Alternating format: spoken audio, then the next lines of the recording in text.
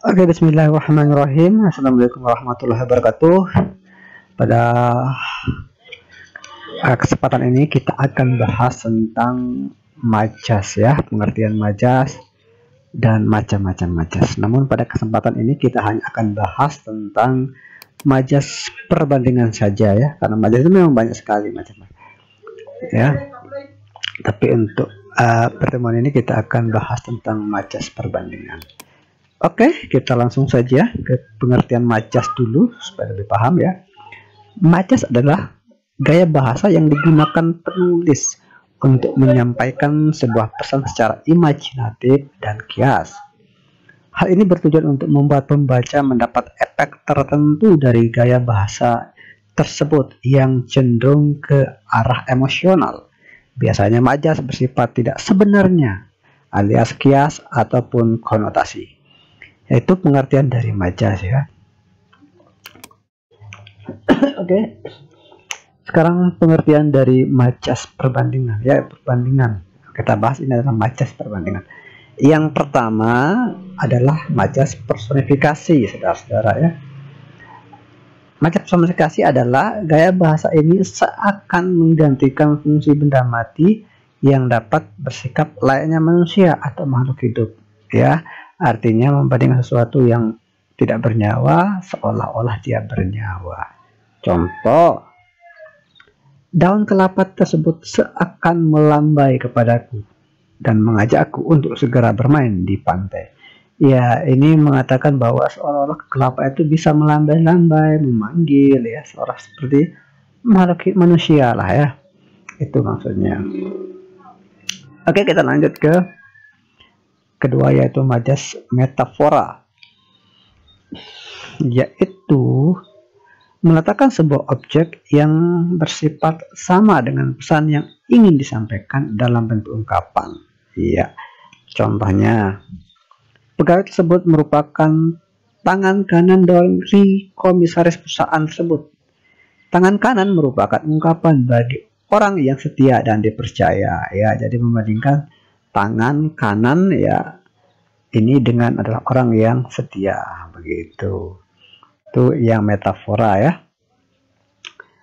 Oke, selanjutnya majas asosiasi, yaitu membandingkan dua objek yang berbeda namun dianggap sama dengan pemberian kata sambung bagaikan, bak, ataupun seperti. Oke, jadi membandingkan dua objek yang berbeda namun dianggap sama ya. Contoh, kakak beradik itu bagaikan pinang dibelah dua.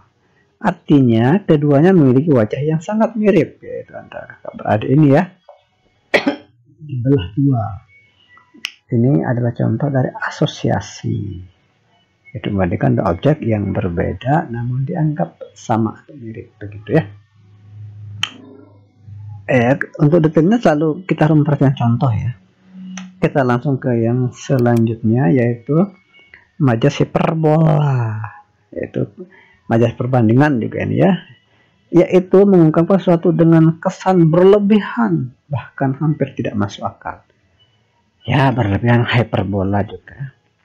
Contohnya, orang tuanya memeras keringat agar anak tersebut dapat terus bersekolah ya. Kata memeras keringat artinya bekerja dengan keras ya. Ya, ini adalah berlebih-lebihan ya, seolah bagaimana sih orang bisa memeras keringat? Tidak bisa ya. Jadi ini adalah perbandingan seolah-olah orang yang bekerja keras itu seperti memeras keringatnya, begitu. Lanjut, ada majas perbandingan eufemisme, yaitu gaya bahasa yang mengganti kata-kata yang dianggap kurang baik dengan padanan yang lebih halus ya. Yang kurang baik diganti dengan yang lebih halus.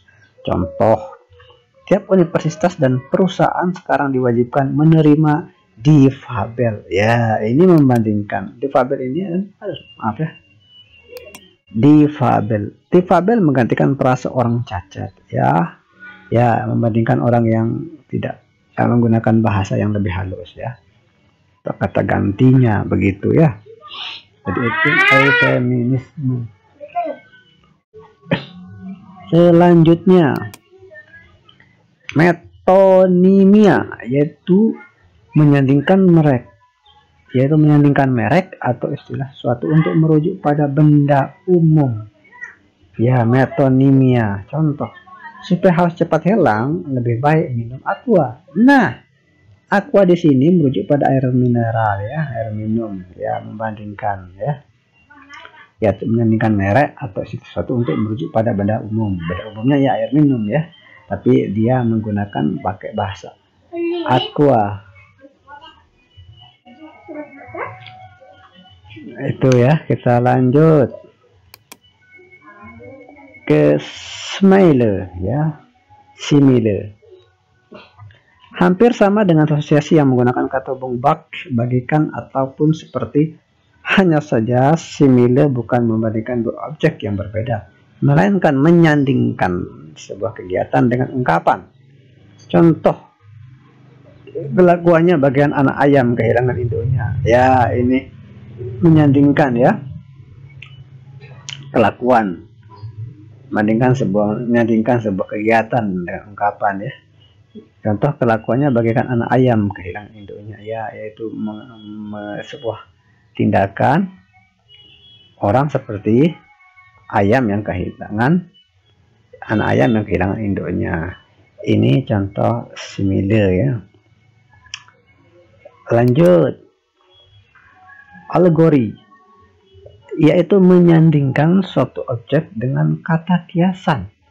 Ya, alegori itu menyandingkan suatu objek dengan kata kiasan. Contoh, suami adalah nahkoda dalam mengarungi kehidupan berumah tangga. Nah, membandingkan nahkoda yang dimaksud berarti pemimpin keluarga, yaitu suami ya, yaitu suami maksudnya ya. Jadi suami adalah nahkoda yang membandingkan suami dan nahkoda ya, itu maksudnya ya. Selanjutnya ada namanya sinekdot ya. Nah, sinekdot ini ada dua ya.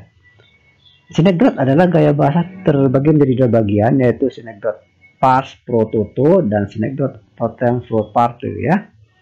Sinekdot pars pro toto merupakan gaya bahasa yang menyebutkan sebagian unsur untuk menampilkan keseluruhan semua benda. Jadi dia menyebutkan sebagian unsur untuk menyatakan semuanya sebenarnya. Oke, sementara itu sinekdot totem pro parte adalah kebalikannya, yaitu gaya bahasa yang menampilkan keseluruhan untuk menunjukkan sebagian benda atau situasi. Ya, jadi kebalikannya. Contoh, pas pro toto. Hingga bel berbunyi, batang hidung Reni belum juga kelihatan. Ya, kata batang hidung Reni ini menyebutkan sedikit ya. Sebagian dari maksudnya adalah orang itu, yaitu Reni. Tapi dia menyebutnya batang hidung Reni. Hanya cuma batang hidung, tapi maksudnya adalah ya seluruh Reni begitu. Oke, yang kedua totem pro parte, yaitu kebalikannya ya. Toh Indonesia berhasil menjuarai All England hingga 8 kali berturut-turut. Iya, jadi ini Indonesia berhasil menjuarai All England ya. Jadi artinya ini adalah menyebutkan hanya bagian olahraga bulu tangkis ya, tapi menjuarai bulu tangkis ya, tapi dia menyebut ke seluruh Indonesia ya. Hanya maksudnya adalah dia menyebut keseluruhan, tapi yang dimaksud adalah hanya main bulu tangkisnya ini ya, All England 8 kali berturut-turut ya. Itu maksudnya ya. Akhir intinya adalah sinekdot itu adalah menyebut sebagian atau pas pro toto untuk menyatakan semuanya, sedangkan sinekdot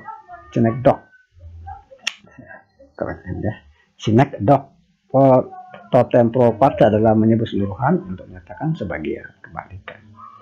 Oke, kita lanjut. Ada namanya gaya bahasa simbolik ya, atau majas simbolik. Itu gaya bahasa yang membandingkan manusia dengan sikap makhluk hidup yang lainnya dalam ungkapan. Contoh, perempuan itu memang jinak-jinak merpati. Ya, seolah-olah perempuan itu ibaratnya merpati ya. Simbol, menyimbolkan merpati ya. Lanjut. Ya, habis ya, ternyata itu hanya 10 ya.